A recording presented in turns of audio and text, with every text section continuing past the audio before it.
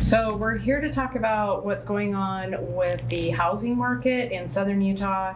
I'm also licensed in Nevada, but we're going to talk specifically Southern Utah. Inventory is up. We're over 1,600 homes on the market on our MLS, and we actually have over 400 houses pending. So people are still buying and selling. It's still a great market to be in, even though the interest rates are up. But Chantry's going to talk about that because he's the expert on interest rates and what's going on there. But I think there's still a lot of opportunity out there for buyers and sellers. Yes. I think sellers have to get into the mindset that they're going to have to help the buyers a little bit. We're not in that market anymore where you can just ask what you want for the house and you're going to get $50,000 more than that. Yeah.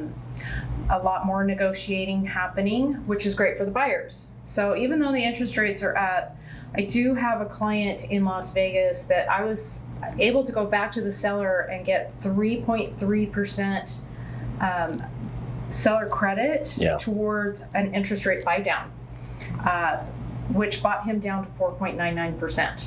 So there's possibilities. We just have to get creative in what we're doing and get our clients into homes. There you go.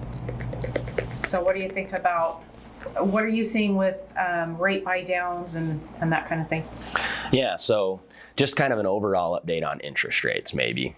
Interest rates went from, I've been in the industry for 15 years. Interest rates went from my whole career around 5%. Anything below that, really good. Anything above that, it started to make affordability and people pause a little bit. Affordability got high. So if we were getting in, say in 2018, rates got really close to 6, the market slowed down for a few months. Mm-hmm. Then COVID happens, we wake up, government's dumping money and interest rates are all of a sudden 3% or sub 3, which is crazy and not sustainable and government propped, or I guess pushed down, because they wanted to spur on spending because they were nervous the economy was going to collapse or go way down.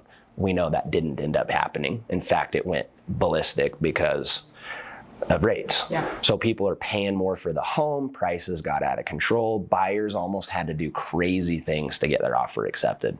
Mm-hmm. It was the least fun I've had being a lender in my about those 2 years in my whole 15-year career, because in order for us to get a family into a home, they almost had to do something really dangerous to get their offer accepted. Yes, it was mayhem. Yeah. We were giving up all of our contingencies, no inspections, no appraisal contingencies. Basically,